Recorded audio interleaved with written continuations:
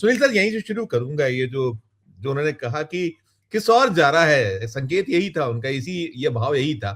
कैसी राजनीति, क्या विद्रूपता है? आप राज्यसभा जैसी जगह पे भी टूटना, और वैसे टूटने वाले लोग हैं और 2/3 टूट के जा रहे हैं।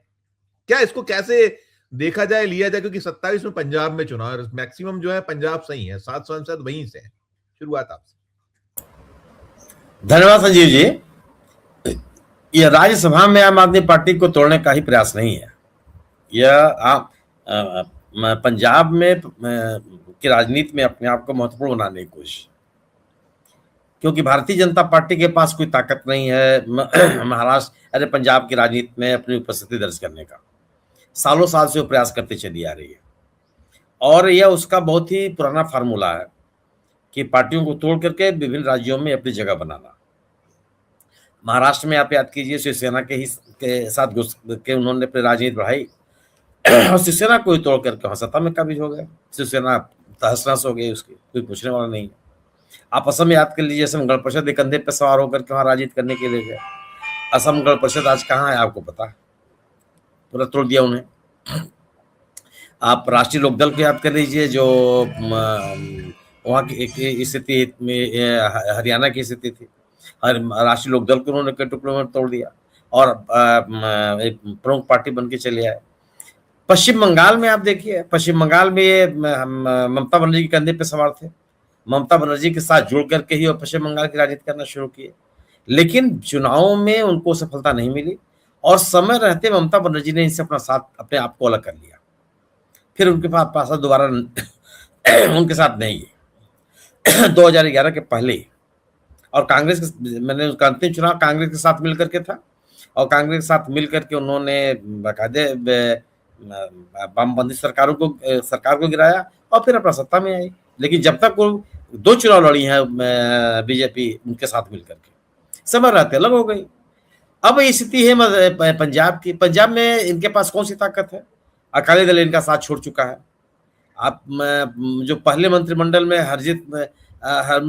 हरसिमरन कौर बादल उनके मंत्रिमंडल में शामिल थी, दोबारा वो किसानों के मुद्दे पर मंत्रिमंडल से अलग हुई, और अभी उन्होंने लोकसभा के भीतर जो ये परिसीमन का बिल था, उस बिल का उन्होंने जबरदस्त विरोध किया, सरकार के खिलाफ मतदान किया।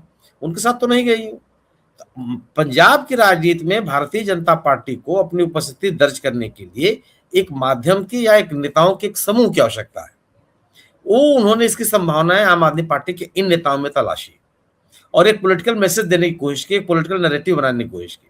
हालांकि इसमें से कोई ऐसा नेता नहीं है जिसके पास कोई जनाधार हो या वो पब्लिक का चेहरा हो, चाहे अशोक मित्तल जी हों, चाहे संदीप पाठक साहब हों, या स्वाति मालीवाल हों, हरभजन सिंह चेहरा है, लेकिन अब कोई पब्लिक के व्यक्ति हैं या पब्लिक में कोई उनकी पैठ है, स्थिति नहीं है। और आम आदमी पार्टी को भी मैं कोई बहुत ही विश्वसनीय विपक्ष कभी नहीं मानता हूँ। तो उनकी राजनीति को मैं ही मानता रहा हूँ कि जिससे कि भारतीय जनता पार्टी को ताकत मिलती रही है, और वो उन्होंने अपने आप को इंडिया दल समूह से अलग किया। कई ऐसे मौकों पर उन्होंने ऐसी गतिविधियों में शामिल हुए जिससे कि भारतीय जनता पार्टी को ताकत मिली। तो ये स्थिति नहीं थी। कोई आम आदमी पार्टी एक जो विपक्ष की राजनीति होनी चाहिए, बीजेपी के साथ जिस मजबूती के साथ खड़ा होना चाहिए या उन समूहों के साथ खड़ा होना चाहिए जो भारतीय जनता पार्टी का विरोध कर रहे हैं, वो तो आम आदमी पार्टी ने नहीं किया कभी भी। तो ये जो स्थिति बनी है लगातार। स्वाति मालीवाल का याद कीजिए ना, स्वाति मालीवाल लगातार इनके विरोधी बोल रही थी, पार्टी बनी हुई थी। आम आदमी पार्टी को, अगर आम आदमी पार्टी को चिंता थी तो स्वाति मालीवाल को तुरंत अपनी पार्टी से बाहर करना चाहिए था। आप किस नैतिकता का परिचय दे रहे थे? आम आदमी पार्टी किस राजनीतिक मर्यादा पर खड़ी थी? जिस समय से स्वाति मालीवाल आम आदमी पार्टी के खिलाफ, आम आदमी पार्टी की लीडरशिप के खिलाफ बयान दे रही थी, उनके खिलाफ उनकी गतिविधियां संचालित थी, तो उन्होंने अपनी पार्टी से कहां अलग कर लिया? बीजेपी एक तरफ लगातार दबाव बनाए हुए थे। अब अभी हाल के दिनों में अशोक मित्तल के यहाँ रेड हुआ था, ये आपके राघव चड्ढा साहब, वो पिछले, अगर आप याद कीजिए, बार बार इनके बारे में कहा जाता था जब वो लिकर कांड का मामला चला था हाईकोर्ट में, जिसमें दोनों अरविंद केजरीवाल और संजय सिंह की गिरफ्तारी हुई थी। राघव चड्ढा उस समय आके ऑपरेशन के लिए लंदन चले गए थे, लौटे ही नहीं वो लंबे समय तक। उनके उनके उनके ऊपर भी बाकायदा हमला किया जा रहा था। तो बीजेपी केंद्रीय एजेंसियों के माध्यम से अन्य अपने तंत्र से इन लोगों पे निगाह रखे हुए थी। हरभजन सिंह का मतलब एक वो तो खिलाड़ी व्यक्ति है, वो जहाँ है उनको अपना लोगों ने समझा बुझा लिया होगा, पंजाब के सभी लोग हैं अपना साथ लेके चले गए। लेकिन इसमें से तमाम लोग भारतीय जनता पार्टी के केंद्रीय के निर्देश पर केंद्रीय एजेंसियों के निशाने पर थे। लगातार इनके खिलाफ जांचे, छापे, तमाम गतिविधियां चल रही थी। वो और प्लस स्वाति मालीवाल पहले से विवाद में थी। उनका विरोध चल रहा था अरविंद केजरीवाल के साथ और बीजेपी में जाना भी चाहते थे। तो ये उसका परिणाम है। ये निश्चित रूप से मेरा अपना मानना है कि ये केवल आम आदमी को तोड़ना नहीं, बल्कि ये टारगेट किया गया है पंजाब की राजनीति को, कि पंजाब की राजनीति में प्रवेश करने का एक रास्ता तैयार किया जाए। जी ठीक। विवेक सर, देखिए नंबर गेम तो ठीक, जो अभी कहा कि नंबर गेम में आपको राज्यसभा में आपको चाहिए, जो प्रदीप सर कह रहे हैं उसी को बिल्कुल सहमत, कि आपको वहां जो बहुमत के लिए नंबर चाहिए उसमें बहुत सारा खेल अभी बाकी है, तो वो आप जो कर रहे हैं उस एंगल से ठीक है। लेकिन जो ये भविष्य की राजनीति, तो फिर मैं सबसे बड़ी चीज, क्योंकि आप बार बार मैं आपको वहीं ला के जरूर खड़ा कर लेता हूं कि आप नागपुर बैठे हैं, संघ मुख्य चूचल कमांड खत्म है, जिस तरीके का एक वो सारे लोग जो दागी, जो चीजें आप कहते आए, आप सब कुछ साम नाम दंड भेद की राजनीति यही चलना है। लेकिन ये कितनी दूर तक देर तक चलेगी ये, विवेक सर?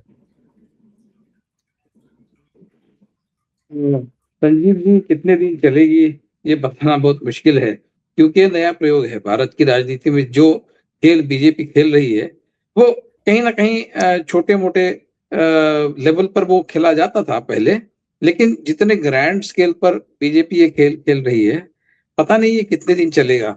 कुछ लोग मानते हैं कि ये तो अभी 30-40 साल नहीं हटेंगे।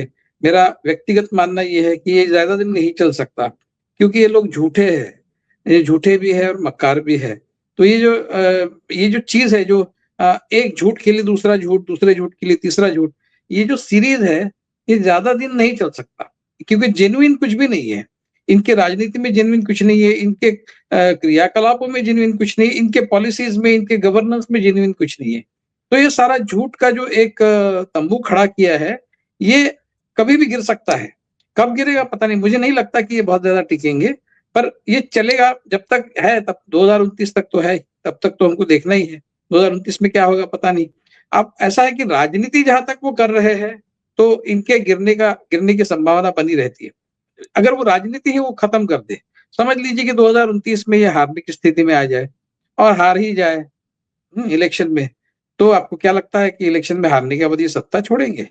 मेरा अपना ऐसा व्यक्तिगत मानना है कि ये मार्शल लॉ जैसी स्थिति भी ला सकते हैं, क्योंकि इन्होंने पहले से सैनिक स्कूल वगैरह पूरे देश में खोल के रखे थे। इनके बहुत काडर जो है वो सैनिक स्कूल से निकलकर सेना में भी भर्ती हुए हैं। काफी लोग हैं, इन्होंने हर जगह अपना बंदोबस्त कर रखा है। अगर सारी इंस्टीट्यूशंस, इलेक्शन का जो एक उनका कितना भी रिग करके इलेक्शन अगर वो हारने की स्थिति में आ जाए, तो ये मार्शल लॉ भी लगा सकते हैं, कुछ भी कर सकते हैं सत्ता में बने रहने के लिए।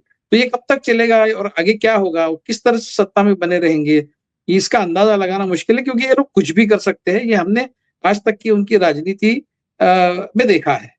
जहां तक ये राज्यसभा में अभी जो कुछ भी हुआ उसका सवाल है, ये पहले से ही स्वतंत्रता के बाद कॉन्स्टिट्यूशन को अडॉप्ट करने के समय से ही ये यूनिटरी सिस्टम के पक्ष में रहे हैं, ये यूनिकैमरल सिस्टम के पक्ष में रहे हैं, ये लिंग्विस्टिक स्टेट्स के अगेंस्ट रहे हैं, और ये चाहते हैं कि एक ही सरकार हो भारत की, और बाकी जो जनता है वो सारी इस तरह से ना बटे, भाषा के आधार पर या किसी आधार पर, हम सब एक है, ऐसा उनका पहले से कहना है, और ये उसके खिलाफ हमेशा ही रहे हैं। और ये राज्यसभा का जो सदन है, आप देखिए वो अगर ये मान लीजिए कि 10-15 साल सत्ता में, राज्यसभा भी खत्म कर देंगे, ये राज्यसभा रखेंगे ही नहीं। वो झंझट उनको चाहिए नहीं कि यहाँ हमारी मेजोरिटी है और वहां नहीं है, तो वहां किस तरह से मैनेज करना। वो मैनेज करने वाला जो झंझट है उससे वो मुक्ति पाने के लिए ये राज्यसभा का इंस्टीट्यूशन ही खत्म करेंगे। इसके बारे में मेरे मन में कोई डाउट नहीं, अगर ये बने रहते हैं सत्ता में तो उस सारी प्रक्रिया का एक आप स्टेप बाय स्टेप समझिए कि ये उस प्रक्रिया की ओर देश को ले जा रहे हैं। तो ये स्टेट्स की ताकत कम करना और सेंटर की ताकत बढ़ाना, सेंट्रलाइजेशन बढ़ाना, इस पूरे प्रक्रिया का एक हिस्सा है ये। और राज्यसभा में पहले तो आपको राज्यसभा में मेजोरिटी लानी पड़ेगी। अगर आपको यूनिकैमरल सिस्टम लानी है तो आपको दोनों हाउसेस में 2/3 या जो भी कॉन्स्टिट्यूशनल प्रोविजन है उसके हिसाब से आपको कॉन्स्टिट्यूशन को अमेंड करना पड़ेगा, और राज्यसभा में जब तक आपके उतने नंबर नहीं बनते आप नहीं कर सकते। तो वो उस सारे प्रक्रिया का ये मैं भाग समझता हूँ। इस एक बहुत छोटी डेवलपमेंट है, एक बहुत छोटा स्टेप है, लेकिन लार्जर पिक्चर देखने की जरूरत है। लार्जर पिक्चर ये है कि ये यूनिकैमरल सिस्टम और यूनिटरी सिस्टम की तरफ देश को ले जाना चाहते हैं, और ये लॉन्ग टर्म प्लान है उसका ये पार्ट है। जहां तक आम आदमी पार्टी का सवाल है, as you sow you reap. Aam Aadmi party ने इस देश में बीजेपी को लाया किसने है? आम आदमी पार्टी ने लाया है। अब वो वही बीजेपी आम आदमी पार्टी को खाया जा रही है। आप चिल्लाते किसके नाम से? आप किसको दोष दे रहे हैं? आप ही ने तो लाया ये पाप, तो आप इसके फल तो आप ही को भुगतने पड़ेंगे। आप भुगत रहे तो कौन सी बड़ी बात है? मैं इस प्रक्रिया को बिल्कुल गलत मानता हूं। जो भी आम आदमी पार्टी के साथ हुआ है वो सब गलत है। मैं आम आदमी पार्टी का फैन बिल्कुल नहीं हूं, लेकिन जिस तरह से आम आदमी पार्टी के साथ बीजेपी व्यवहार कर रही है वो इतनी बड़ी एहसान फरामोशी है कि जिन लोगों की वजह से ये सत्ता में आए वो उन्हीं को खाए जा रहे हैं। तो ये मतलब अगर बीजेपी आम आदमी पार्टी अगर किसी तरह से दोषी है तो ये बीजेपी 10 दोषी है, ऐसा मैं मानता हूं।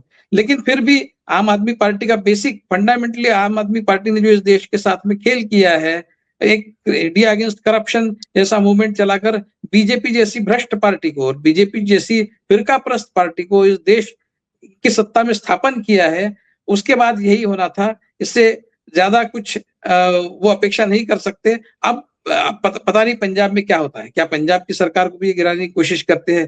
तो मुझे लगता है कि ये आम आदमी पार्टी को अभी बचे रहना इतना मुश्किल हो गया है, क्योंकि इनका तंत्र इतना बड़ा है, इनकी ताकत, इनके रिसोर्सेस इतने बड़े हैं। वो कांग्रेस को इतनी आसानी से वो खत्म नहीं कर पाएंगे, इनको पता है। मतलब ये कांग्रेस मुक्त भारत वाले जो मोदी जी है, वो कम से कम पहले कांग्रेस मुक्त भाषण तो करे, उसके बाद कांग्रेस मुक्त भारत होगा। तो पिछले बार जब उन्होंने एड्रेस टू नेशन किया, उसमें कांग्रेस शब्द कितने बार उन्होंने उसका उच्चारण किया, भी हमको पता है। तो पहले कांग्रेस मुक्त भाषण कीजिए, उसके बाद कांग्रेस मुक्त भारत कीजिए। लेकिन ये आम आदमी पार्टी मुक्त भारत तो बहुत जल्दी कर सकते हैं, इतनी उनकी ताकत है। जी।